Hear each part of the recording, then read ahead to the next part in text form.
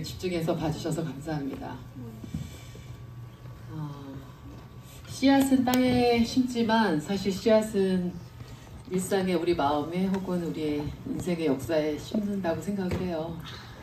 이제 우리가 98분 동안 괴산의 우리 씨앗 농장을 봐주셨는데요. 이제 좀 몸을 풀고 장소를 이동해서 양평에서 씨앗을 심고 우리 인생을 살아가는 사람들의 얼굴을 보면서 이야기를 나눠보도록 하겠습니다. 저녁에 그 선약이 있으셔서 못 가시는 분들도 있을 텐데 혹시나 체력이 되시고 아직 잠들기 전에 약간의 시간이 있다고 하시면 3층에 저희가 먹거리를 후원해 주신 분들, 협찬해 주신 분들이 계셔서 먹거리를 준비했어요. 그곳에 모여서 이야기를 나눠보도록 하겠습니다. 시간 되시는 분 함께 해주세요. 고맙습니다.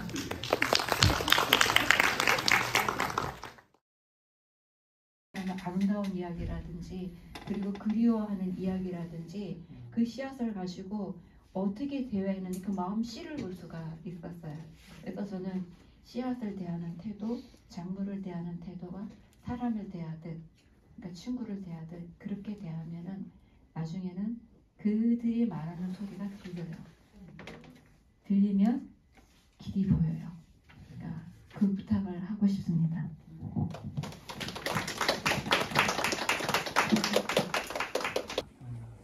한 10년쯤 지났을 때 제가 생명 역동농업도 사람들한테는 상당히 거부감이 있는 농사 방법이거든요.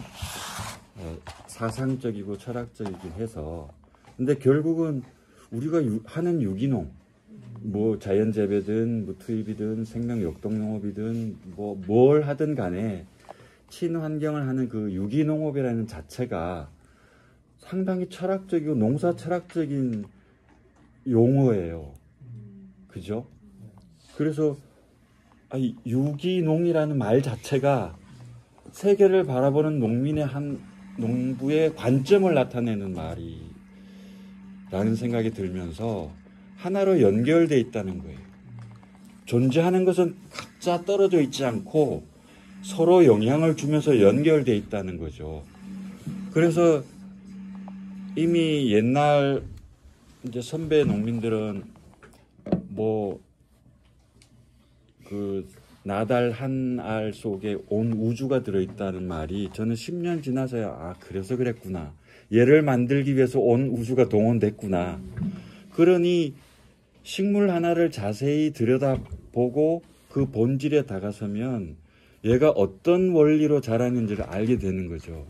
그 원리를 따라가서 그 경작하고 재배하는 게 유기농이라는 생각이 들어서 모르겠어요. 어느 정도까지 자연과 타협할지는 모르겠는데 어떤 분들은 자연재배에서, 저 같은 사람은 생명 역동농업에서, 뭐 어떤 사람들은 오리농법에서 이렇게 비닐은 쓰되 농약은 안 써. 이 정도. 그것도 훌륭한 거라고 좀 봐요.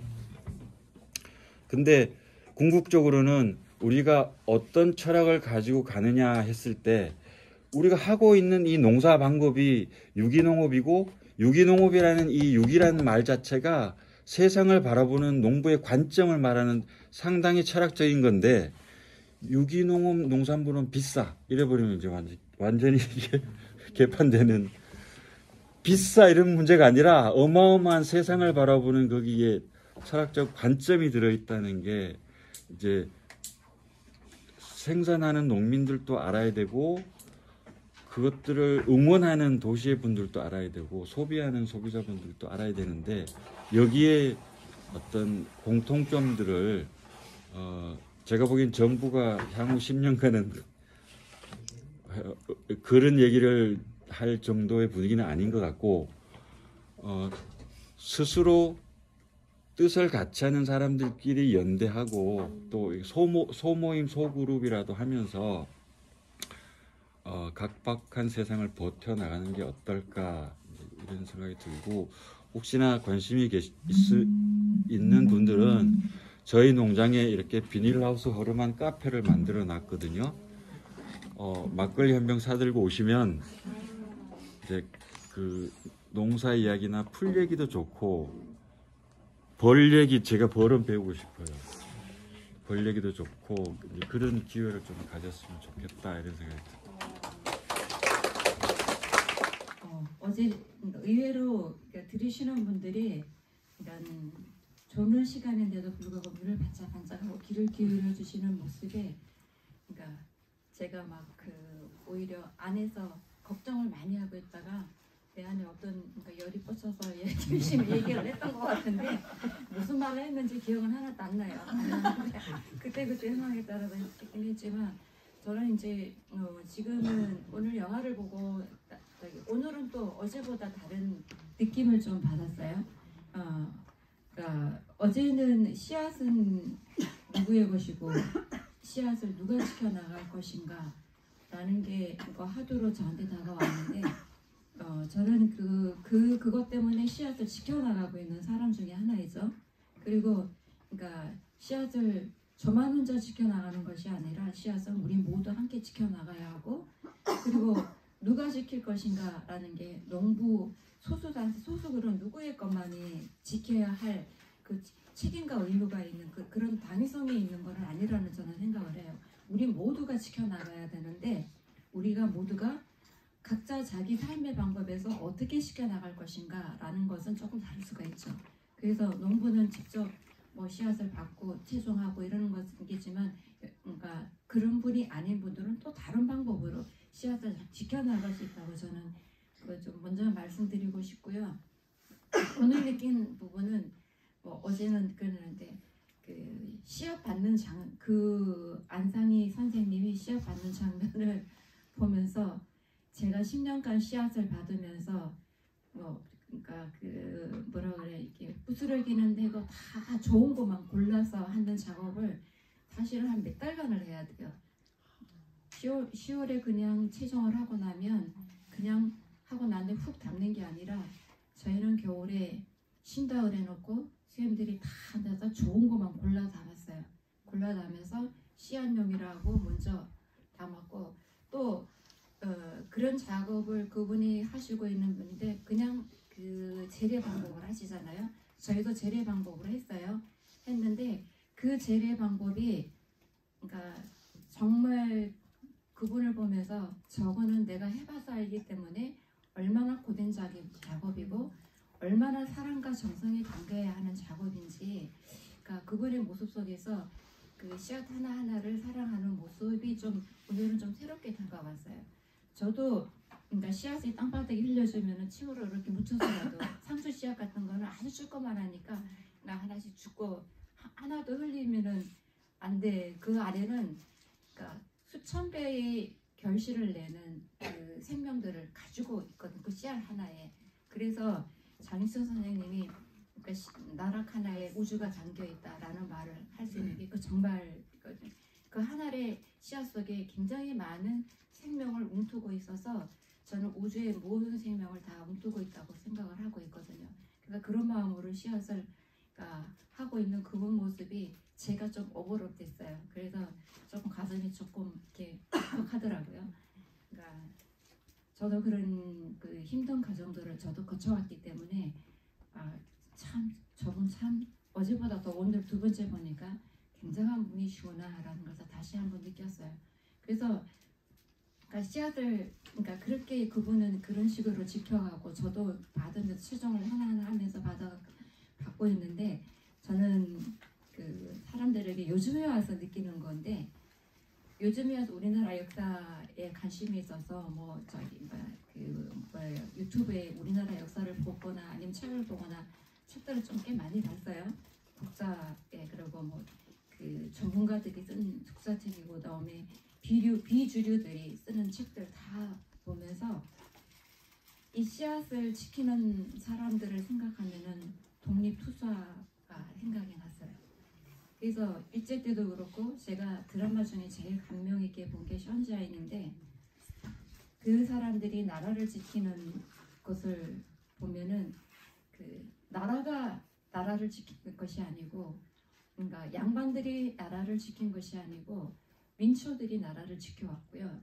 동학혁명을 보든지 그렇고 임진왜란도 그렇고 다 더 들어가면은 결국은 우리나라가 여기까지 지금까지 그러니까 이렇게 살아남아서 여기에서 이렇게 빛을 발하고 지금은 한류하려고 하시는 거는 민초들의 영향이다. 그러니까 바로 여러분들의 영향인 거죠. 그 한 사람 한 사람이 힘이 모여서 했는데 저는 씨앗을 지키는 사람들의 마음도 이 씨앗이 정부가 이 정책으로 이 씨앗을 지켜주는 것도 아니고 그리고 정당이 지켜주는 것도 아니고 그리고 회사 그러니까 지금은 회사들인 그냥 경제적 논리로 들어가기 때문에 경제적 논리로 이 씨앗이 지켜지지 않아요.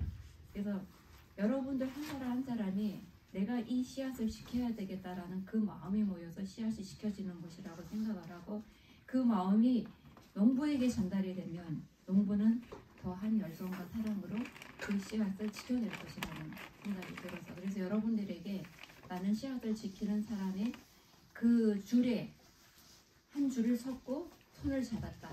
연대는 함께 나가는 거니까 연대한다라고 마음으로 씨앗을 같이 지켜나가야 한다라는 생각을 저는 하고 있습니다. 그래서 그러니까 독립투사는 꼭 그러니까 직접적으로 활동하는 독립가도 있지만 뒤에서 후원하는 독립가들, 독립운동가를 후원하는 사람들 많았잖아요. 그러니까 여러분들이 나는 그러니까 일선에서 활동하는 활동가가 아니라면은 뒤에서 후원하는 사람들. 그렇다면 후원하는 사람 중에는 이 토종 작물로 지은 농산물을 팔아주고 먹어주는 사람도 그 씨앗을 지키는 사람들이에요. 그래서 그러니까 조금 모양이 좀 작고 그리고 규격이 똑같지 않고 그리고 보기에 벌레가 많이 먹어서 그렇다 하더라도 벌레가 많이 먹는다는 얘기는 걔가 더 맛있기 때문에 먹는 거예요. 맛이 없으면 안 먹어요. 계란도 잘 안 먹거든요. 그래서 그것을 팔아주고 그것을 식단에 올리는 여러분들도 우리 씨앗을 지키는 사람들이다 라는 얘기를 조금 더 힘줘서 말하고 싶습니다.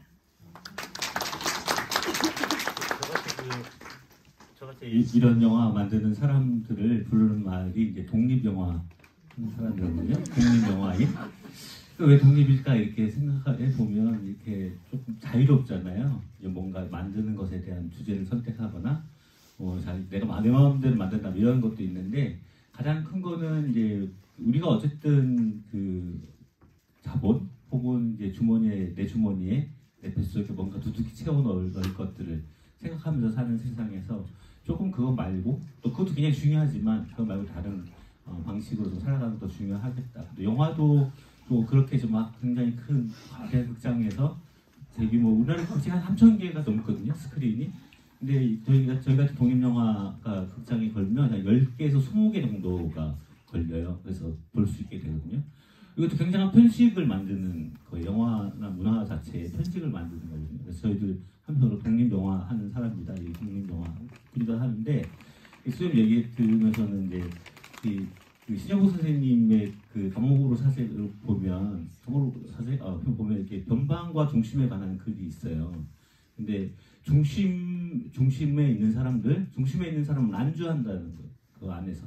그리고 내가 굉장히 편안하고 그리고 그 안에 집에서 내가 뭔가 갖고 있기 때문에 새로운 게 나오지 않은 창조적 공간이 생겨나지 않는 곳이 중심이다라는 얘기를 했으면서 반대로 변방에 있는 사람, 변방의 그 주변부에 있는 중심으로 떨어져 있는 사람은 중심이 무엇인지를 바라볼 수 있는 사람이고 또 한편으로는 변방에서 새로운 것을 도전하는 사람들이다. 그 공간이 창조의 공간이라고 그래요. 그래서 독립영화도 변방에 있는 거고요. 어떻게 보면 지금도 토종씨앗은 변방에 있어요. 그러니까 변방의 독립영화와 변방의 토종씨앗이 만들어서 우리가 새로운 창조의 공간을 만들 수 있을 것이다. 저는 이렇게 생각이 어떤 얘기하면서 들었었고요. 그래서 처음에 이제 말씀하신 얘기 저는 이제 이 영화를 만든 사람이니까 보는 분들에게 어떤 얘기를 할까 할 때 어쨌든 제일 크게 나온 게 누가 이 씨앗을 지킬 것인가라고 하는 거는 저에 대한 질문이기도 하죠. 저는 그럼 나는 어떻게 할 건데? 라는 질문이기도 하고요. 그러니까 우리가 영화를 보고 나서 이제 옛날 옛적에 충북 계산군에 우리 씨앗 농장이 있었습니다. 라는 처음에 시작할 때와 맨 마지막에 있었습니다라고 마칠 때가 감정이 조금 달랐으면 좋겠다라는 생각이 들었어요. 아마 그런 거를 이렇게 좀 느꼈을 것 같아요. 과거로 우리 씨앗 농장을 남겨둘 것인가. 그거는 토종 농사를 하는 농부의 만의 문제도 아닌 거고요. 또 많이 많이 소비한 소비자의 문제도 아니고 이 정책하는 사람들만의 문제도 아닌 것 같아요. 모두의 문제, 같이 해야 돼. 그래서 아까 선생님 얘기한 연대라고 하는 게 굉장히 중요하다고 저는 생각하고, 저는 아까 처음에 인사드리면서 말씀드린 것처럼, 그러니까 오늘 모인 것 자체가 굉장히 커다란 연대, 커다란 뭐 연대로 가는 어떤 작은 어떤 시작점이지 않을까 이런 생각도 들고, 그게 우리가 갖고 있는 변방의 힘이다라는 생각이 들었습니다.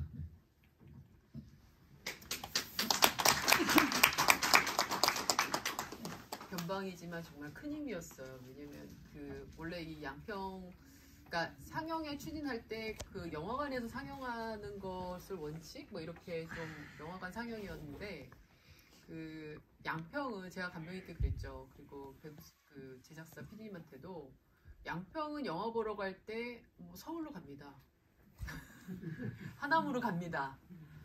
여기서 영화관에서 상영하는 거 어렵고, 근데 있게 극장은 있는데, 근데 이 시어터 양평에서 접근권이 좋고 공간이 깨끗하고 좋아서 저희가 만약에 상영회를 하면 이곳에서 할 것 같은데 어떠시냐 할 때 흔쾌히 좋다, 그렇게 고맙다 하셔가지고 여기에서 상영을 하게 됐는데, 이 상영 공간도 알고 보니 이렇게 전석을 다 채우면서 행사를 하는 게 쉽지 않다고 하더라고요. 어제 막 직원분들도 놀라시고 너무 고맙다고, 이 공간에 이렇게 잘 사람들이 다녀가시게 해서 좋다고.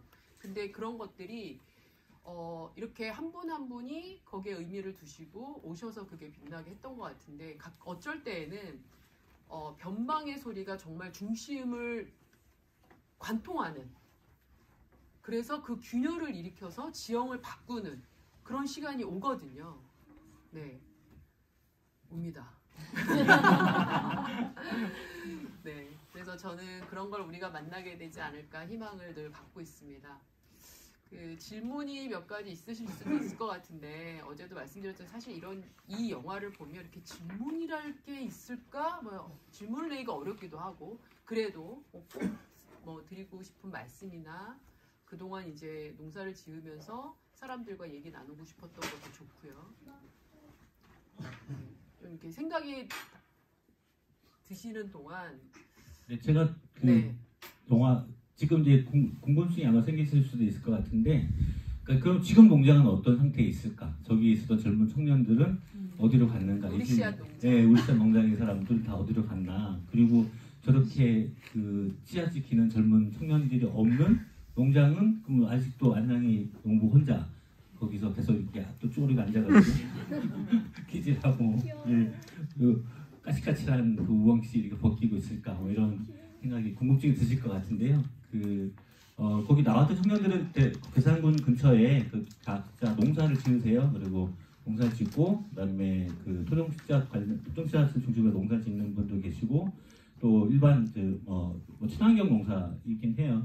자연농을 하시는 분은 없고, 이제 친환경 농사하는 농사를 주로 많이 하고 계시고, 또 이제 여기 우리 많이 봤던 젊은 청년 농부 김구는 청주 한살림 그 실무자로 갔어요. 어디로 갈까 이렇게 맨 마지막에 고민했잖아요.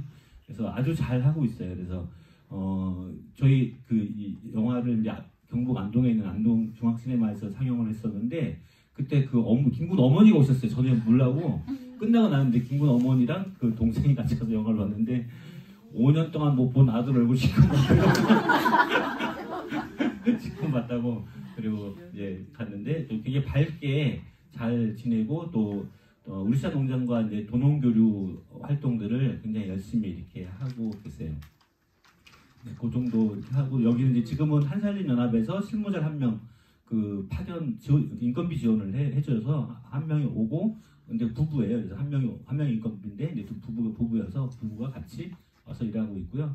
중간중간에 일손이 필요할 때는 동네에 또 농부들이 있어요. 이렇게 같이 와서 참여하기도 하고, 또 어떤 사람은 밥 해주러 오기도 하고, 뭐 이렇게 하면서 농장을 계속 움직이고 있고, 계속 지금 뭐 금방 이렇게 뭔가 변화가 있거나 뭐 이러지는 않지만 조금씩 달라질 수도 있을 것 같고요. 저는 이제 얘기 들으면서 오히려 엠마 선생님한테도 궁금한 게 생겼는데요. 이 씨앗을 이게 고르고, 이게 진짜 굉장히 오랜 시간이 걸거든요. 기다려야 돼요. 이렇게 얘가 올라오면 이제 마를 때까지 기다려야 되잖아요.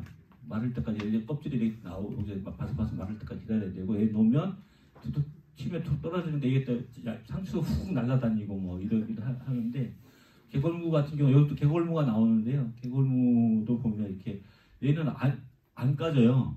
도리깨로 세게 팍팍 쳐야 이제 까지기도 하고 뭐 세게 뭐 하기도 하고 뭐 그런 발로 막 이기기도 하고 어떤 분들은 그 별로 좋지 않은 방법이긴 하지만 차가 이제 바퀴가 그 정도 단단한 얘기예요.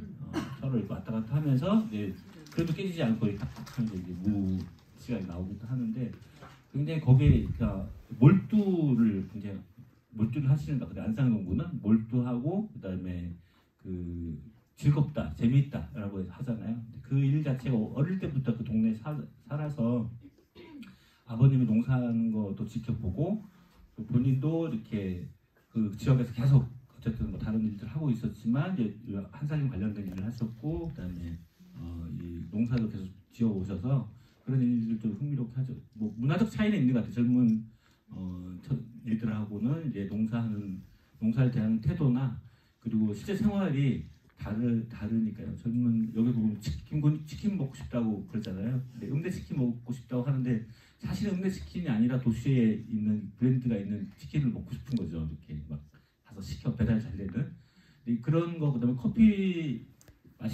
맛있는 커피 먹으러 가야 되고 뭐 그런 걸 이제 상상하고 또 즐겁게 놀 수 있는 놀이터도 있어야 되는데 이게 청년들은 그렇게 할 수 있는 농촌이 되지는 않거든요. 그래서 약간 뭐 누가 이 씨앗을 지킬 것인가가 이게 농부 한 명이 뭐 할 수 있는 건 아닌 거고 전체가 다 이렇게 변화가 돼야 되는 것 같은데 그러니까 좀 그런 씨 받는 것에서의 어떤 기다림 혹은 조금 어려움 이런 것들은 또 어떤 마음으로 이렇게 씨를 받고 계시고 나누고 계신지 아마 안상영 부님은 재밌어서라는 말로 얘기했는데 그 안에 뭐 모든 게 아마 들어있는 것 같은데 수혜님은 어떠세요? 그거는 재미있어. 저는 재미있어서 하는 거는 아니고요. 그러니까 재미없다고 생각하고 시작을 하면 너무 지루해요. 그게 뭐 담배뿐만에 끝나는 것도 1시간 안에 끝나는 것도 아닌데 몰두하다가 보면 저는 수도자여서 그러긴 하긴 하지만 그러니까 그날 읽은 성경책을 그러니까 되씹으면서 그걸 하다가 보면 저도 잊어버려요. 주변에 뭐를 다 잊어버리고 몰두하게 되다 보면 씨앗 안에서 그 움직이는 생명의 소리, 생명의 신비 이것 때문에 힘들다 그러면서 지금까지 하고 있어요. 근데 그 생명의 신비에 뭐라 그래 어쩔 수 없이 뭔가 나를 그 생명의 신비가 나를 휘감고 끌고 가는 느낌으로 그것을 해왔어요. 하는데 그 씨앗을 받는 진짜 씨앗을 만지는 사람은 그런 마음이 들지 않을까. 그래서 제가 저희도 그러니까 제가 만 10년 동안 살았는데 토종 씨앗 농사만 만 10년 한 거예요. 하는 동안에 그 전에도 다른 곳에서 농사도 해보고 하긴 했지만 예전에는 다 모종 사다가 농사를 하고 씨앗을 받은 적이 없었죠. 근데 여기 오면서 그러니까 그 씨앗 받는 농사를 해야 되겠다라는 것이 우리 공동체의 목표였고 그것은 또 다른 말로 하면은 그러니까 현대인은 자립의 삶을 잘 살지 못하는데 저희는 자립의 삶을 한번 살아보자 하는데 그 자립이 자급자족의 의미도 있는데 사실은 덜 먹고 덜 쓰는 거예요. 자립의 원칙이. 그래서 자립인간이라는 책을 한번 읽어보시면 그게 더 와닿는데 자립에 대한 그러니까 기본적 철학을 가지고 시작을 해야 되지 않을까. 씨앗을 만질 때도. 그래서 그런 마음으로 그러니까 씨앗을 받았는데 그러니까 씨앗을 사지 말아야 되겠다. 그러니까 자립을 하려면은 씨앗을 작업하는 농사를 하려면 그러면 지금은 다 사서 하잖아요. 지금은 다 단농이 아니라 단일농을 하잖아요. 한 가지 작물만 그러니까 뭐 몇천 평에 한 가지만 쫙 심으니까 당연히 기기가 들어갈 수밖에 없고 사람 손으로 하기 힘들어요. 근데 저희는 다농이거든요. 우리가 먹을 건 다 해요. 먹을 건 다 하는데 근데 저걸 사지 않고 모종도 사지 않고 하려면 그러니까 씨앗을 받아야 되는 거예요. 그래서 씨앗을 받기 시작을 한 거였고 씨앗을 받다가 보니까 계량종은 안 되더라. 걔도 아까 어떤 그 영화에서 그랬죠. 엄한 놈이 나온다고. 엄한 놈이 나오거나 아예 안 나와요. 나오기는 나오는데 몇 년 전에는 진짜 엄한 놈이 나오는데 요즘은 아예 안 나오더라고요. 제가 상추도 해봤고 그다음에 파프리카 조금 좀 특이한 그 우리가 흔하지 않는 그런 것들은 다 해봤는데 되는 것은 좀 있어요. 뭐 비트라든지 이런 거는 돼서 비트는 제가 계속해서 내 가족을 토종 씨앗으로 만들어야지 하면서 지금 한 몇 년째 한 7년째 제가 계속 비트를 심는데 그러니까 토종 씨앗의 정의가 그 우리 조상 대대로 이 땅에서 기후 변화 또는 그 환경의 변화 그리고 사람들을 통해서 그 기후와 토양에 적응된 그리고 진화해 온 적어도 30년 이상 계속 뿌리고 심어야 되는 거예요. 온 것을 저희는 토종씨앗 연구에서 나오는 말이에요. 이거는 우리 여기 양평 토종씨앗 연구회 말고요. 그러니까 전 토종씨앗 연구에서는 그렇게 얘기를 합니다. 하는데 적어도 반세기는 지나가야 되지 않나. 그게 또 토종으로 쳐주는 건데, 그러니까 그런 토종 그게 이제 그 전에 우리가 계량종을 해서 씨앗을 받아줬다. 그러니까 씨앗은 본래의 성질로 가려는 생각이 있어요. GMO를 씨앗을 만들더라도 또는 계량종을 만들더라도 계량종을 만든 F1은 여러 가지 잡종을 섞어서 만드는 건데 한더라도 씨앗 본래의 원종으로 가려는 성격들을 지니고 있어요. 그 씨앗 안에. 그래서 몇 대를 거치면 그러니까 원종이 나올 경우도 있어요. 그러니까 사람이 그 혼혈할 경우에도 그러니까 양부모 성질을 아껴주면 우성인 쪽으로 더 많이 접근을 하잖아요. 그래서 씨앗도 똑같아요. 사람하고 똑같아서 가는데 그래서 제가 계량종도 심어보는 거예요. 그래서 씨앗이 나오면 얘를 한번 해보면 원래 자기가 가지고 있는 원종을 되지 않을까라는 기대감으로도 씨앗을 만져요. 그래서 그러니까 거기는 정말 씨앗을 만지는 마음 안에는 기다림 그리고 그 성격이 막 조급하면 안 된다는 생각이 들었어요. 그래서 조급한 사람이 차분해질 수도 있고 그리고 또 그러니까 차분하게 씨앗을 접하다 보면 어느 사이에 시간이 가는 줄 몰라요. 그래서 저도 밤새는 줄 모르고 어떨 때는 씨앗을 고를 때도 과거에는 좀 있었습니다. 그래서 저는 기다림과 희망, 신명의 신비 그런 마음으로 씨앗을 지금 만지고 갖고 있습니다.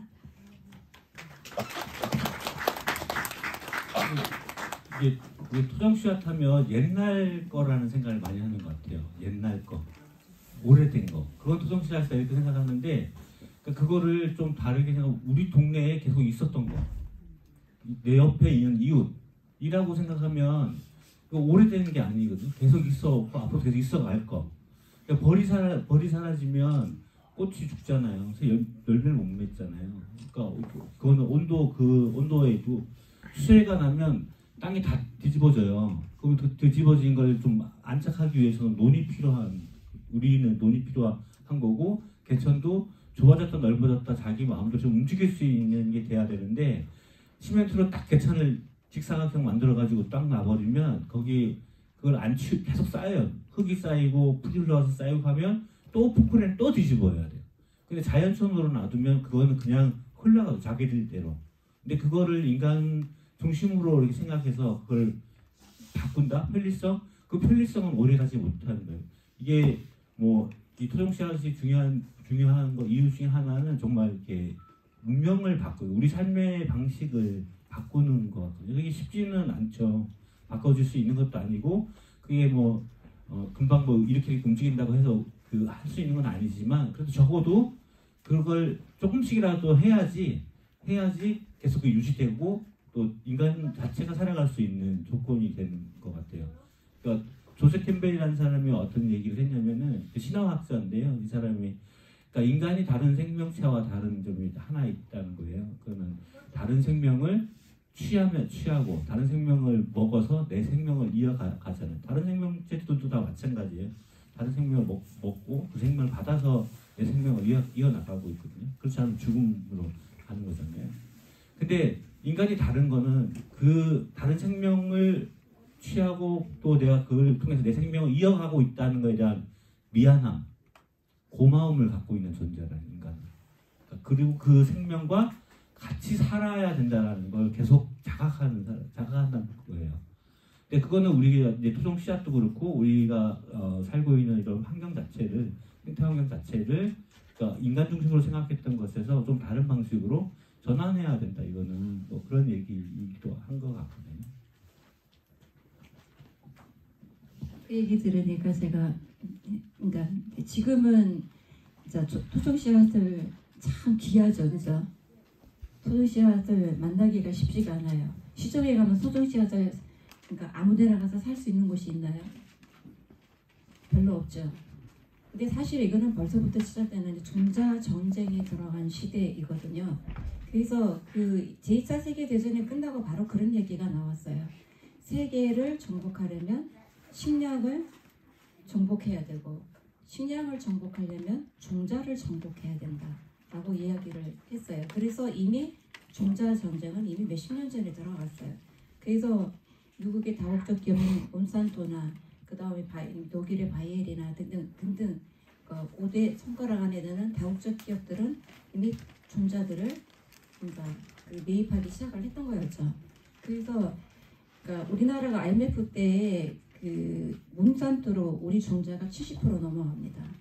나머지도 그러니까 다른 여러 곳으로 넘어가고 이미 일제 시대 때 우리 종자가 외국으로 많이 그러니까 흘러 들어갔어요. 우리는 그게 살기 바쁘니까 그게 소중하지 모르고 그냥 지나갔어요. 그리고 70%를 넘겨줄 때도 그게 어리석은 짓이라고 생각을 하지를 못하고 넘어갔는데 여러분들이 잘 알고 있는 청양고추가 지금 저기 어디에서 지금 그걸 생산하고 있는데 그 청양고추를 사갖고 우리가 씨를 받아서 하는 게 아니에요. 몬산토에서 지금은 몬산토가 바이에르 넘어갔으니까 지금은 바이에르겠죠. 몬산토에서 그 엄청난 프리미엄을 주고 매년 청양고추를 씨를 사갖고 와서 거기서 농사를 짓는 우리나라에서 농사만 지을 뿐이지 씨앗은 우리가 가지고 있지 씨앗의 주권은 우리가 가지고 있지 않아요. 그래서 씨앗의 주권은 이미 우리나라가 잃어본 지 오래다라는 거. 그래서 그러니까 씨앗은 곧 종자이고 종자는 식량과 연결되어 있는데 우리가 식량 주권도 가지고 있지 않다라는 말. 그래서 생명과 관계되는 그 가장 근간인 우리 씨앗이 남의 손에 넘어가 있고 우리는 자꾸 IT 산업만 지금 계속 풀리고 있고 뭐 4차 산업 얘기가 나오고 있는데 정작 우리의 생명을 살리고 우리의 그러니까 그 대를 이어가야 할 근간인 씨앗은 등한시되고 있어요. 그래서 그 씨앗이 남의 손에 가 있어서 우리의 미래는 많은 미래학자들은 이 지구상에서 곡식 대란이 일어나면 제일 먼저 사라질 나라가 한국이라고 얘기를 하고 있어요. 이거는 심각한 얘기. 저는 이야기 듣는데 가슴이 두근두근했거든요. 내 후손들은 먹을 것이 없어서 그러면은 어떻게 해야 되는 거지? 라는 그러니까 걱정이 제 가슴을 그러니까 설렘으로 두근거리는 게 아니라 두려움과 그 불안함이 그냥 저를 좀 두근거리게 했어요. 그래서 제가 이 생각이 든 거는 벌써 꽤 오래 전이었는데 때마침 저희 수회가 이런 기회가 마련돼서 제가 지원해서 여기를 들어왔지만 이건 참 심각한 얘기이다. 근데 우리가 이 심각성을 너무나 깨닫지 못하고 있다라는 거. 그래서 지금 그 청양고추도 사실은 우리나라에서 개발했다고 얘기를 해요. 그러니까 원종은 그 태국 겁니다. 태국 거하고 우리나라 고추랑 그러니까 이렇게 교잡을 해서 청양고추라는 거를 냈는데 우리나라 사람들의 입맛에 맞았어요. 그래서 그게 인기가 있는데 그 주권이 우리에게 없다는 거예요. 지금 제가 그 얘기를 강조하고 싶은 거예요. 그래서 토종 씨앗을 왜 시켜야 하는지. 토종 씨앗은 지금 많은 식량을 개발하잖아요. 개발하면은 YTO에서 이미 그 지적 생명권이라 그래갖고서 계속 큰 회사들이 다국적 기업들이 새로운 계량종이 나오면 다 특허를 낸단 말이에요. 그 브랜드화 해버리면. 그럼 우리가 손을 댈 수가 없어요. 근데 토종은 아무도 아직까지는 그러니까 이렇게 사람들이 수량이 적다, 뭐 맛이 없다 이렇게 인식이 되어 있는데 사실 그렇지 않아요. 그렇기 때문에 아직 토종은 안 건드리고 있단 말이에요. 근데 아까 얘기한 시로 지옥이 돌아다니면 우리 젊은 농부들이 사이에는 안 가지고 있는데 저도 양평을 토종씨앗 수집을 16회를 했었거든요. 양평군을 다 돌았었는데 돌면서 보니까 7, 80대 할머니들은 씨앗을 몇 개는 다 가지고 있어요. 옛날부터. 그래서 언제부터 이것을 가지고 있었느냐 얘기하면 내가 시집 볼 때 우리 친정어머니가 줬다. 우리 시어머니가 네가 이 씨앗을 잃어버리지 말고 이것을 꼭 지켜라. 뭐 이렇게 유언을 남기고 받았다.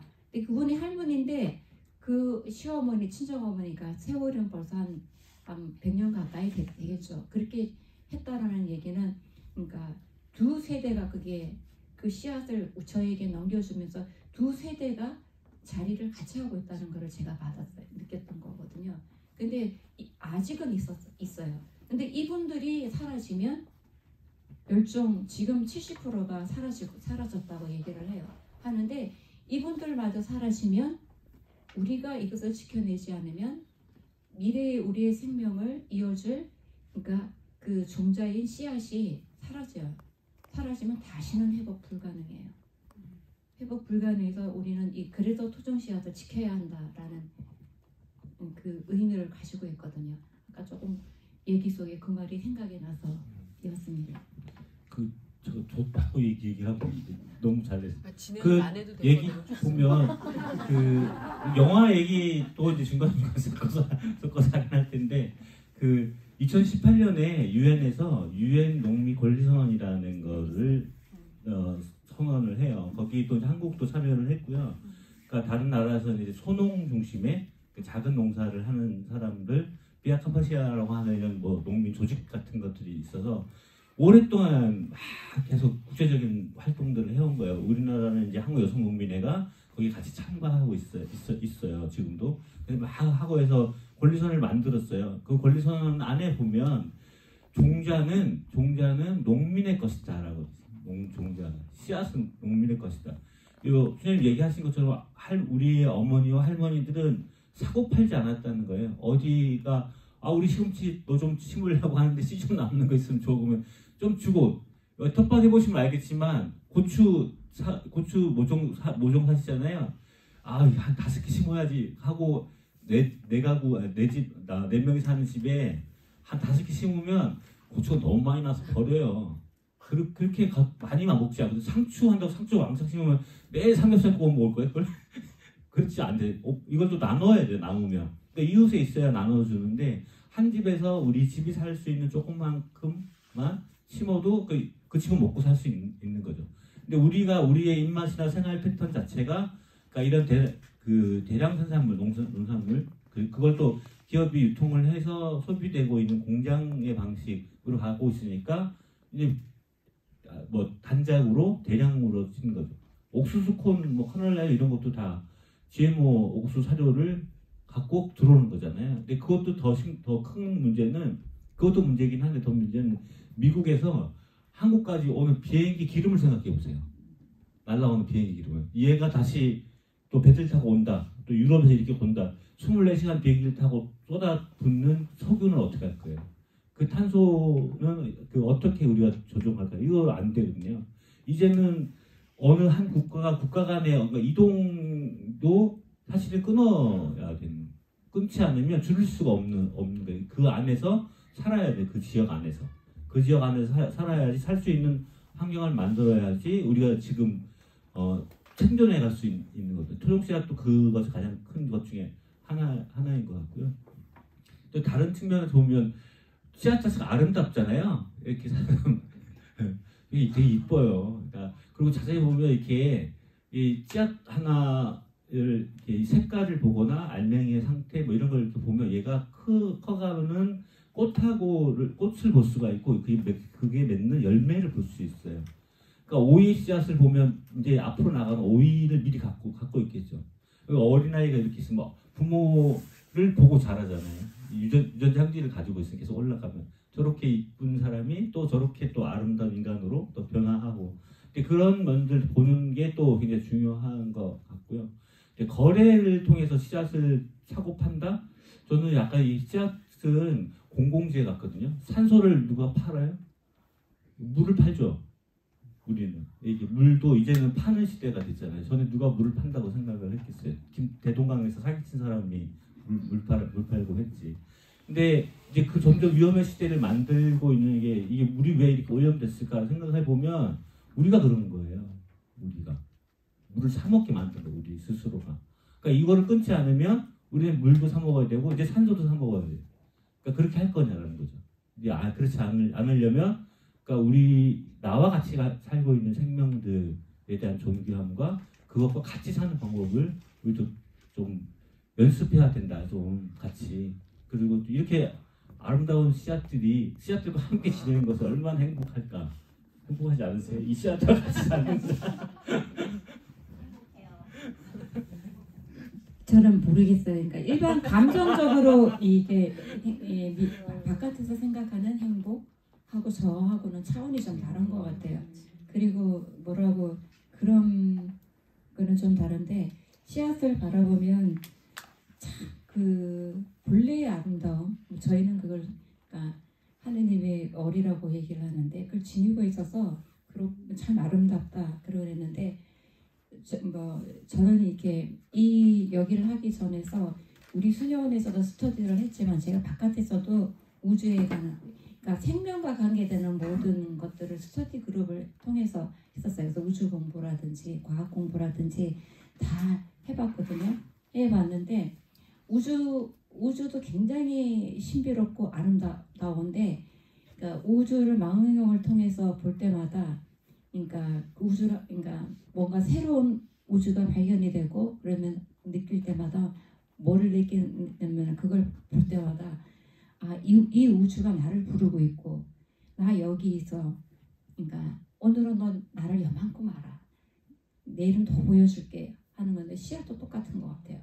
씨앗도 나를 부르고 있고 그러니까 내가 너에게 이것을 보여주려고 그래. 그러니까 이것을 보여주려고 그러는 것이 저는 아름다움이라는 생각이 드는데 그 아름다움을 찾는 순간은 뭐라 그러죠? 신비감. 그걸 행복이라고 얘기하기에는 좀 그렇고 그런 게 참 신비감에 휩싸여서 어떨 때는 그 뭐라 그러죠? 조금 막 두근두근 그린 이건 진짜 경이감에 하는 그런 것들을 참 많이 느껴왔고요.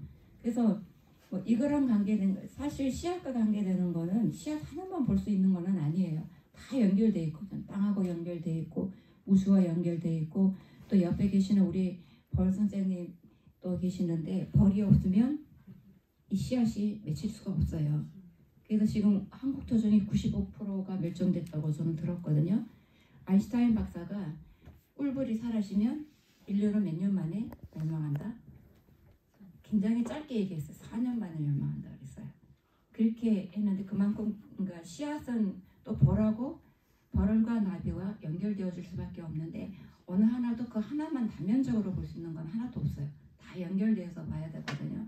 그래서 올해 그러니까 저희 왜 우리 집 벚나무 밑에도 벌이 많이 죽었었는지 아마 기후 때문에 그런 것 같다는 생각이 들었는데 벌이 엄청 많았는데 저희가 벚나무가 쭉 있어서 윙윙윙 하는 소리가 지나가면 들리는데 벌이 별로 안 들리더라고요. 어느 날 보니까 땅바닥에 벌이 많이 죽어 있는 걸 발견을 했어요. 그래서 벌 죽어 있는 걸 보면서 가슴이 너네가 죽으면 우리도 생명을 이어나갈 수가 없는데 하는 마음이 연결되어서 이 벌들이 죽게 만든 환경을 우리가 만들었다라는 생각. 그래서 결국 끝하면은 토종 씨앗을 사라지게 만든 것도 우리였고 이 환경을 이렇게 만든 것도 우리거든요. 그래서 이것을 다시 되살리겠다라는 그 마음 자체가 그러니까 일반 사람들이 말하는 그 행복을 느끼지 못하면 하지 못하지 않을까라는 생각. 그게 있기 때문에 그러니까 힘들고 고단 엄청 힘들어요. 지쳐요. 그리고 놓고 싶은 왜 나만 이 힘든 걸 해야 하지? 라는 마음이 들 때 있는데 그것을 이겨낼 수 있는 그 근본이 바로 그거였다는 거죠. 그래서 저는 지금도 씨앗을 보면은 그러니까 내년에 너는 나에게 무엇을 보여줄래? 우리는 이것을 보여줬는데 하는데 때로는 그 씨앗이 그러니까 아무것도 보여주지 못할 때도 있어요. 뭔가 안 맞아서. 그래서 어느 때는 그러니까 내가 너를 몰라준 거니 네가 나에게 안 보여준 거니 라는 말을 걸기도 하는데 아니면 환경 탓인가 그리고 아니면은 너와 내가 소통이 안 되었나 이런 것들을 그러니까 질문해 보기도 하는데 그러면은 내년에는 달라지겠지 라는 생각을 하면서 그 씨앗을 그냥 다시 보관을 해요. 그래서 저는 씨앗을 항상 2년치를 준비해 둡니다. 만약 올해 그렇게 제대로 안 될 때 알바 이제 뭐 안 된다는 걸 안 보여준다라고 제가 표현도 하기도 했지만 기후나 우리의 노력 부족이나 여러 가지 여건을 해서 안 되면은 내년에는 올해는 못 받았으니까 내년에는 이 씨앗이 있어야 되는 거잖아요. 그래서 저도 씨앗이 200여 가지가 넘어요. 제가 넘버링을 해놓은 게 210번까지 갔는데 그 다음에 넘버링 안 했어요. 너무 넘버링 해서 계속 매년에서 씨앗을 바꿔주는 작업을 하는 것도 저한테는 굉장히 무척 고된 작업이어서 210번까지가 지금 넘버링을 하지 않고 있는데 그러니까 매년 10년 작물은 한 150까지는 안 될 거고 많으면 100, 그러니까 130, 적으면 100까지 어떤 거는 돌려서 안 심어요. 저도 교접 때문에. 그래서 저는 그러니까 여러 가지를 심는데 교접을 생각해서 그러니까 땅이 많아갖고 이렇게 돌려가다 하지 못하니까 저는 대신에 걔가 교접거리, 안전거리가 작물마다 다 가지고 있거든요. 그 작물이 가지고 있는 교접거리를 생각해서 그러니까 그래도 망을 씌워놔요. 그러니까 볼이 날아가서 거기 앉지 않도록. 그러면은 이제 바람이 불면은 그러니까 흔들어서도 될 때가 있거든요. 그러니까 최종의 이게 수정이 되는 거는 벌과 나비도 필요하지만 바람도 필요해요. 바람이 흔들어서 수정도 시켜요. 그래서 그런 것들을 이용을 해서 그러니까 그 씨앗을 좀 교접되지 않도록 많이 노력을 하는데 이미 제가 씨앗 수집할 때 보니까 씨앗은 교접되어 있었어요. 교접되어 있어서 그 시드림 그러니까 본부에서 저한테 내린 숙제가 뭐냐면 수연님은 이제 씨앗을 보존하시니까 원종을 찾아놔라. 그래서 계속 원종을 골라서 계속 심어서 씨앗을 받아라 하는데 매년 선별해야 돼요. 선별하는 그 작업. 선별하는 그 작업이 굉장히 그러니까 뭐라 그러냐 감수성도 그러니까 뛰어나야 되고 예민해야 되고 그러니까 그래야 될 때가 그러니까 조금만 그 모양이 달라도 원종이 가지는 모양도 저는 그걸 씨앗을 받는 데선 제외해요. 그걸 먹어버리지. 그러면서 씨앗을 하다 보니까 저는 이게 제 씨앗을 내가 많이 가지고 있다는 만족감보다는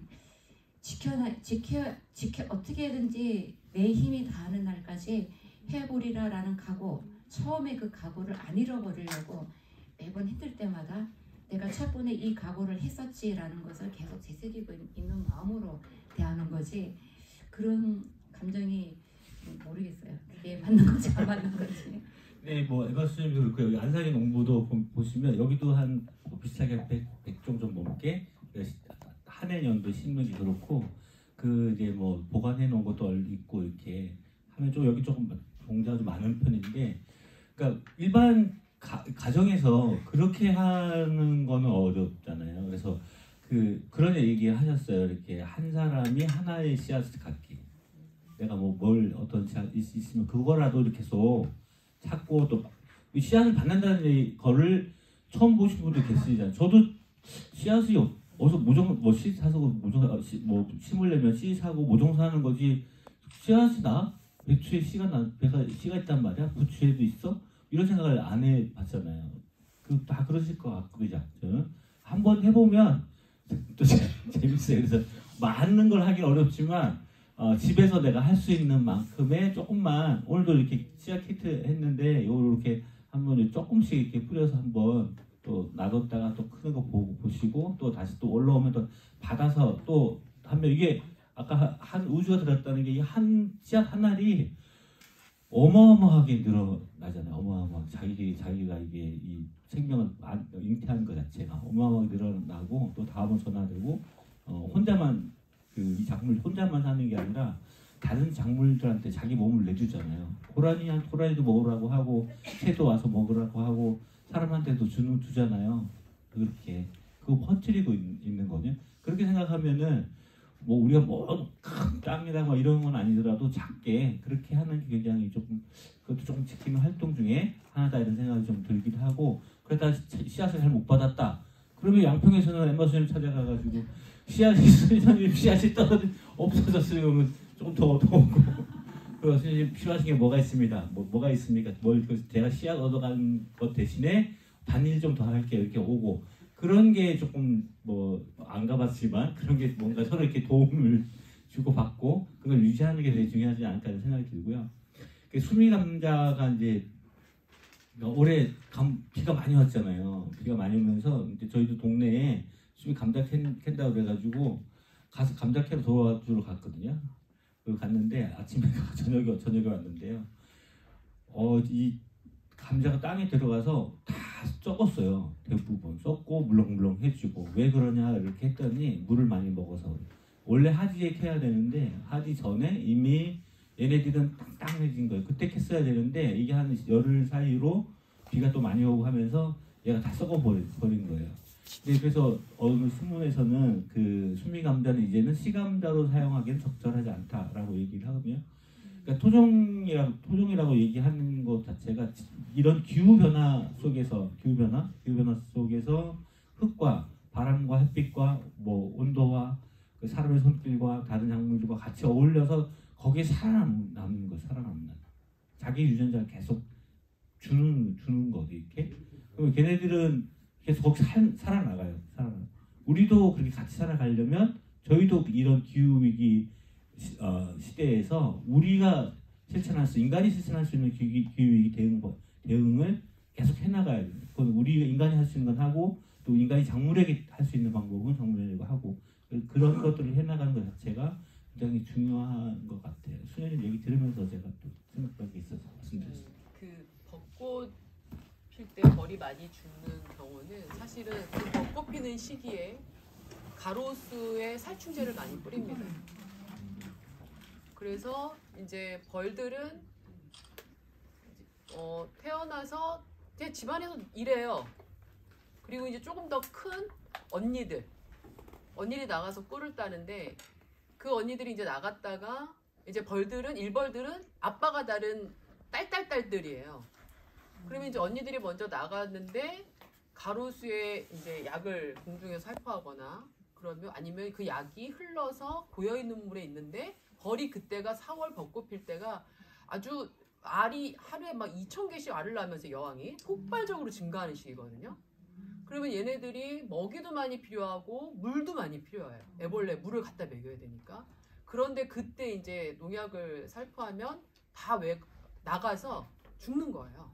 농약에 젖으면 이제 벌을 한번 죽으시면 혓바닥을 길게 빼고 죽은 벌은 농약 먹고 죽은 벌입니다.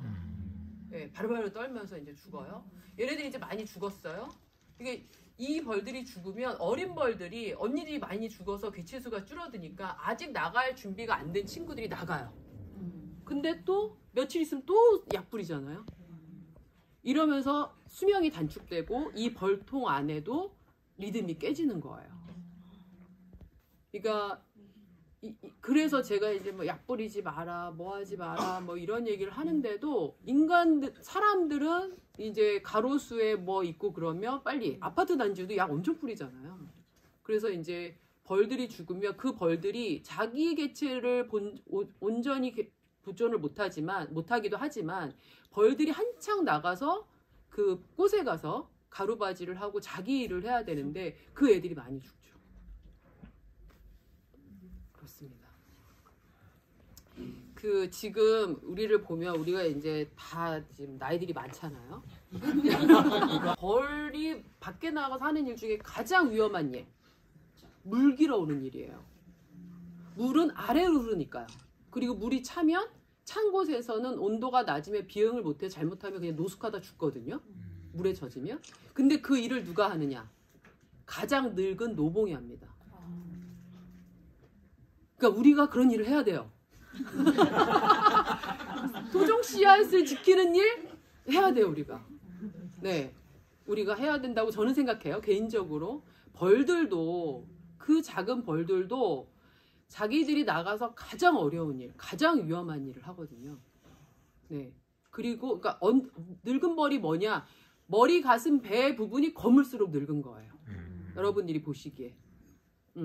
그러면 물론 거기가 제일 좋은 거 이제 봉독은 이제 도끼가 세더라고. 독이 또 제일 많죠. 근데 어쨌든 그 벌들은 나가서 물기러운 일, 가장 어려운 일을 해서 이 개체에서 벌군 하나를 지켜요.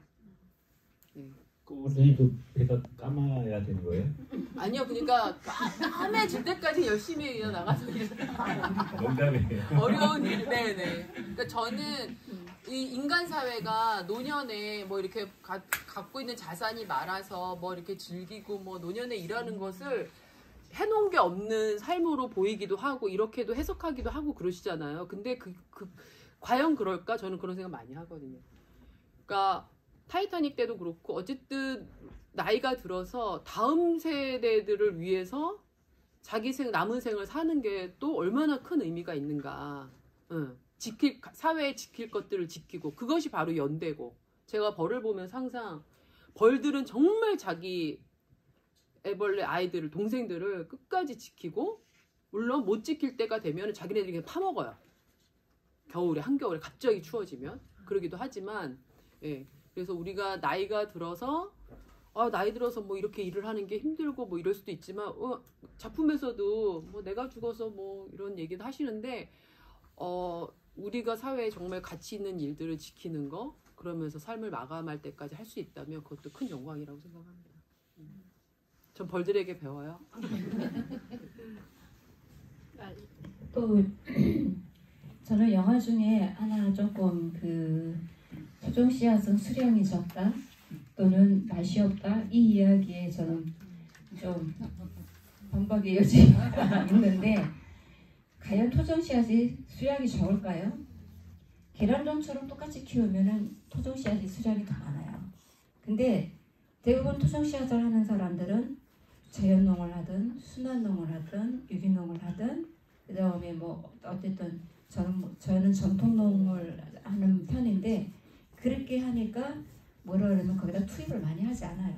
하지 않기 때문에 계란종은 투입을 하지 않으면 열매가 아예 토종에 반도 못 미쳐요. 저희가 해봤는데 열매도 잘 달리지도 않아요.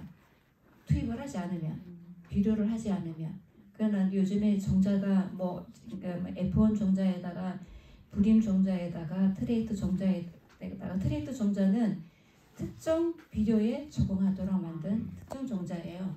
그러니까 만약에 A라는 종자가 B라는 화학 비료랑 만나야만이 잘 되는데 이 농부가 A라는 종자에다가 C라는 화학 비료를 쓰면 걔는 안 되는 거예요.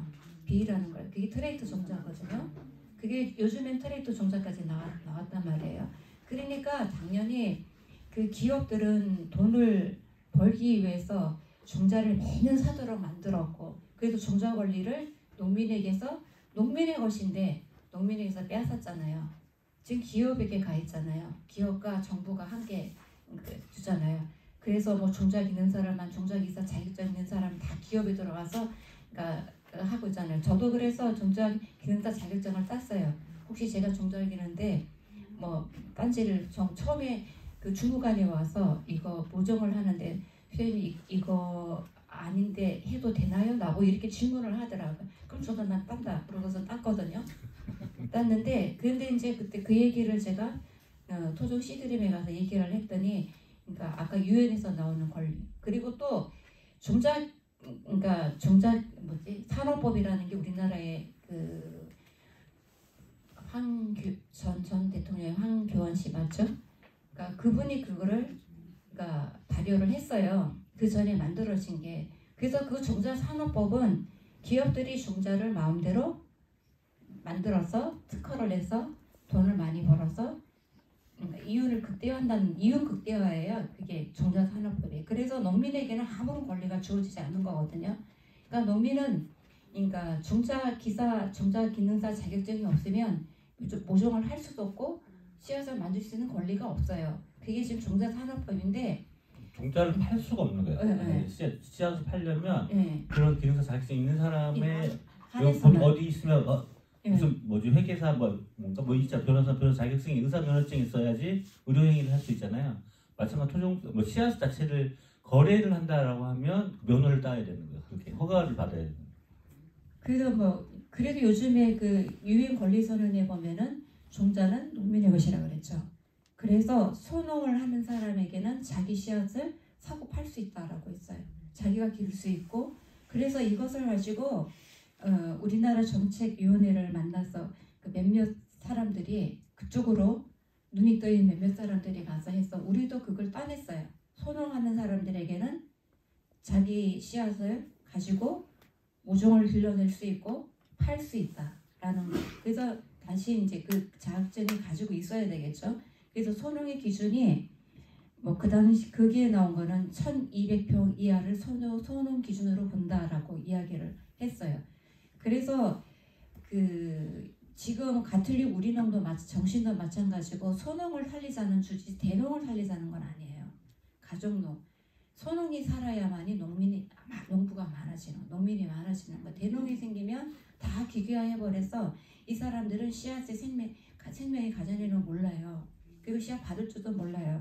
30년, 40년 기계만 한 사람, 이게 제가 당근꽃이 우리 집에 와서 피었는데 이게 뭐예요? 물어봐요. 당근꽃이라고 그랬더니 이게 당근꽃이에요? 이렇게 몰라요. 그 작물의 꽃이 어떻게 아름답게 피는지 몰라요. 이렇게 돼버리거든요. 그래서 씨앗은 농민의 것이라는 거. 그래서 저희가 이런 연대 활동을 하는 이유 중에 하나는 씨앗을 농민에게 돌려주기 위해서. 그래서 토종씨를 지켜야 한다라는 의미도 하나 들어가 있어요. 계량종은 이미 농민에게 우리가 가질 수도 없어요. 이미 나오면서 그러니까 건드릴 수 없게 만들어져 있게. 근데 토종씨앗은 가능해요. 그래서 토종씨앗이 왜 중요하냐라는, 우리가 토종씨앗이 맛이 뛰어나고 이런 거 둘째치고, 그러니까 계량종을 우리가 손을 댈 수 없게 만들었기 때문에 토종씨앗에게 접근할 수밖에 없게 돼 있어요. 그래서 토종씨앗을 지켜야 되는 거고, 계량종을 계량하는 것도 토종 종자를 가지고 계량하는, 토종 종자가 원종이에요. 원종을 가지고 다 계량해 왔거든요. 그래서 유전 자원이에요. 유전 자원이기 때문에 그 지켜야 한다는 그 의미를 가지고 있죠. 그래서 또 씨앗을 심는 것도 저는 그 영화를 보면서, 그러니까 혼자 자라면 나보다 둘이 자라는 게 경쟁보다 잘 자란다 그러는데, 제가 씨앗 수집을 하러 다니면서 할머니에게 들은 이야기예요. 새알을 심어야지. 들어보셨죠? 네. 들어본 사람? 하나는 누구의 것? 새의 것. 하나는 벌레 것. 하나 나. 그래서 자연과 더불어 살았다는데 나도 요즘에는 그러게 하지만은 벌레도 내 것, 벌레 것도 내 것, 새 것도 내 것, 다 내가 보도해야 돼. 저 안에도 이런 마음이 있는데, 우리 옛날 그 농부들은 그런 마음이 아니었다는 거죠. 자연은 함께 나눠 먹었다. 근데 지금은 산업이 발전되면서 그러니까 단작을 하면서 기계화되면서 기업농이 되면서 점점 더 욕심을 부리게 되면서 자연과 더불어 먹었던 것을 다 다 빼앗아 버리는 거죠. 그래서 씨앗을 심을 때 저는 새알 심어요. 항상 새알 심어요. 그래서 뭐 배추나 이런 거는 나중에 하나를 뽑아내는데, 콩은 그냥 내버려둬요. 그냥 새알. 그리고 옥수수도 그냥 내버려둬요. 두는데, 자라면은 옆에서 사람이 혼자 살지는 못하는데 공동체를 이루면은 가족이 생기는 또 그거잖아요. 공동체가 함께 살아갈 수 있는 이유가, 저는 거기서 똑같은 원리를 발견해요. 그래서 공동체성의 원리라고 생각을 하는데, 씨앗도 혼자 자라는 것보다, 지금은 다 기계로 씨앗 넣을 때 다 혼자 넣잖아요. 근데 저희는 모종할 때였냐면 새알 넣어서, 그러니까 그 중에 제일 튼실한 놈을 하나 남겨놓고 2개를 빼서 다른 데 옮겨 심어요. 옮겨 심으면 걔네도 또 잘 자라요. 어느 정도 좀 자라가 난 다음에. 너무 어릴 때 하지 않고 어느 정도 자랐을 때.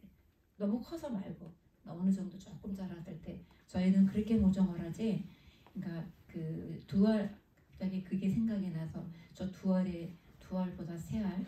우리 농부들의 정신, 우리 어머니 할머니들이 어떤 마음으로 농사를 대했는지 그거를 좀 나누고 싶어서 제가 갑자기 생각이 났어요. 끝이 없겠네요. 그러니까 그러니까 이렇게 어제 이래서 그런 거예요. 저녁 때 막 배고픈데도 계속하고. 저 얘기 듣다가 그러니까 이렇게 되죠. 예, 이렇게 돼요. 그러니까 너무 막 아니에요. 좋은 말씀을 많이 해주시는데 사실 어떤 포럼이나 심포지엄 간다고 이런 얘기를 이런 진정성 있고 이런 가슴을 울리는 얘기를 듣기가 뭐 자리가 쉽지 않습니다. 네. 그러면 한 가지만 더 얘기해요. 네네. 아니 이게 각자 소농이 되게 중요하긴 한데 현재 그렇지 않잖아요. 어쨌든 계속 그러니까 저희 동네도 보면은 트랙터 한 10가구 중에 한 2-3가구는 트랙터를 갖고 있어요. 기계가 중복되니까 그러니까 자기가 쓸 때 필요한 기계를 못 쓰거든요. 이렇게 돌아가면서 이제 트랙터 하시는 분이 일단 얼마 받고 다른 데다 쭉 다 해주세요. 이렇게 전체 돌아가서 그 동네 한쪽에서는 또 친환경 유기농 하시는 분이 계시고 또 한쪽은 관행농 하고 여기는 제초제 뿌리고 여기는 이제 풀 뽑고 근데 이제 이 두 개의 밭의 경계를 가르는 게 있어요. 뭐가 있냐? 바람이 이 경계를 무너뜨려요. 이 바람을 무너뜨릴 수가 없는 거예요. 그래서 친환경 유기농 해서 토양 검사하거든요. 그럼 옆에서 이렇게 치면 옮겨가요. 당연히 옮겨야지. 이렇게 물은 안 흐르나요? 밑으로 땅 밑으로 물이 흘러가요. 이거 그러니까 한 사람이 해서 될 수 있는 게 아니에요. 온 뭐 아이 하나를 키우기엔 온 마을이 필요하다는 것처럼 우리가 농촌과 농부들의 생활을 하기 위해서 또 우리가 같이 살기 위해서는 한 마을이 적어도 큰 마을, 요 산 경계된 마을 전체가 좀 바람도 맞고 물도 비슷하게 흘러가고 하는 그런 마을을 만들어야지 이게 가능하고 지금 있는 사람을 다 접고 야 이쪽 다 옮겨 이렇게 얘기하면 지금 하고 있는 거 이 엄청난 충격파가 엄청 크잖아요. 거기다 완충작용 이런 것들도 굉장히 필요한 것 같아요. 이게 뭐 하나만 그래서 저는 이제 맨 마지막에 안산의 농부가 그 얘기하잖아요. 토종 씨앗도 굉장히 중요하지만 농민이 대우받는 세상이 이었으면 좋겠다라고 했는데 아마 속으로는 농민이 대우받는 세상이 되었으면 좋겠어라고 말을 하고 싶지만 농민이 대우받는 세상이 언젠가는 오겠지 그렇게 말씀하신 것 같아요. 농민이 대우받는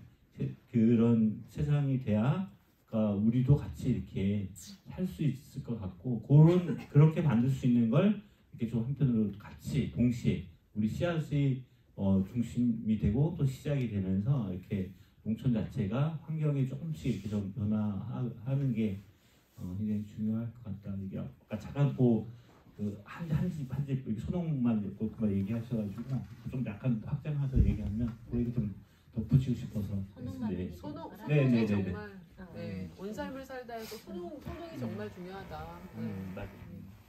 제가 오늘 혹시 오늘 꼭 이 한 말씀을 좀 얘기하고 싶다 그러신 분 좀 얘기를 뭐 좋았다 뭐 이런 얘기도 좋으시고 오늘 성가소비녀의 인천광구 수녀님들도 멀리서 오셨는데요.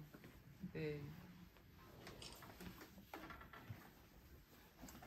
그러면 이제 뭐 이거 하나 놓쳤어 하는 부분이 있으시면 말씀해 주시면서 그럼 마무리하도록 하겠습니다. 저는 끝내고 싶진 않네요. 저는 더 하고 싶지만. 어쨌든 그 지난번 아래 다큐를 그러니까 저희가 3년 전에 선생님한테 이제 전화를 드려서 토종 씨앗을 좀 심어보고 싶다. 그래서 우리도 그걸 받아서 해보고 싶다. 단 그 씨앗을 받기 편한 콩 종류로만 좀 보내주십사 해서 3년 전에 이제 심어갖고 지금 이제 올해 계속 걔네들 받아서 이제 한 2다라이가 됐어요. 그래서 물론 이 사람이 열심히 죽어라 힘고 이 타자까지 다 끝내서 2다라이가 된 상태에 저거를 한다 라고 얘기를 듣고 그러면 저 안에 뭐 다른 것들도 좀 있지 않을까 싶어서 사실은 이렇게 보러 왔는데 어쨌든 너무나 왜 이것들이 필요한지에 대해서 우리 두 딸도 그렇고 저희 가족들은 잘 이렇게 느낄 수 있는 그런 다큐 또 이제 그 이야기 시간들 마련해 주셔서 너무나 감사드리고요. 그 여주 가서 물론 열심히 그 콩을 다시 또 심어서 저희들도 나름 열심히 좀 그 우리 씨앗을 지키는데 일조하겠다라고 말씀을 좀 드리고요. 대단히 감사하다는 말씀을 좀 감독님한테 드리고 싶어서 그랬습니다. 감사합니다. 연주에서 오셨습니다. 가족이. 또 있으실까요? 네. 뭐 마무리 말씀 해주시고 그러면 마지막 말로 그러니까 농부는 굶어 죽어도 씨앗은 베고 죽는다. 굶어 죽어도 베고 죽는다. 저도 씨앗 제일 먼저 그러니까 베게 베고 그러니까 씨앗부터 먼저 챙겼다. 그러니까 씨앗의 중요성이 있는 거죠. 그거는 그 씨앗을 최종해 보지 않으면은 그 중요성을 잘 모를 것 같아요. 그래서 아까도 나온 이야기이지만은 우리 모두가 적어도 베란다 화분에서라도 내가 한 가지 씨앗은 보존해보자 라는 마음으로 이 영화를 본 그 다음 추천 행동을 한번 해봤으면 하는 공고의 말씀을 드리고 싶습니다. 저도 이렇게 제가 이 영화 만들기 전에 벽꽃이라는 영화를 찍었는데요. 그 이제 벼의 일생이에요. 벼의 일생. 이제 벽씨가 이제 그 물에 들어갔다가 다시 또 약간 풀어주고 그리고 이제 걔가 이제 땅에 들어가서 다시 이제 수확할 때까지를 이렇게 죽였는데 그 생각해 보니까 그 농부는 1년에 한 번만 그 농사를 지을 수 있는 거예요. 그 농사를.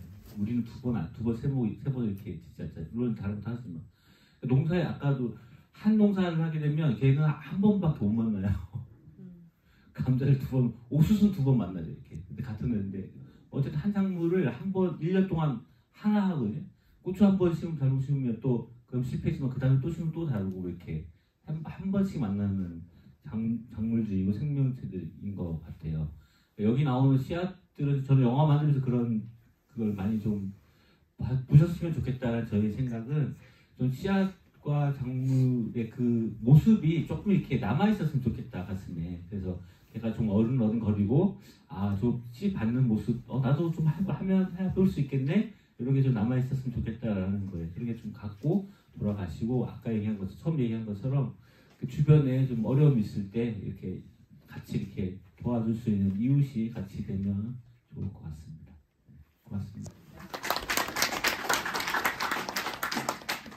오전부터 오후까지 여러분 가슴에 큰 좋은 씨앗을 심었다고 생각을 합니다. 그 씨앗이 어느 날 온도와 습도를 만나서 여러분 인상에 꽃을 피우고 다시 또 씨앗을 거두기를 바라면서 마치겠습니다.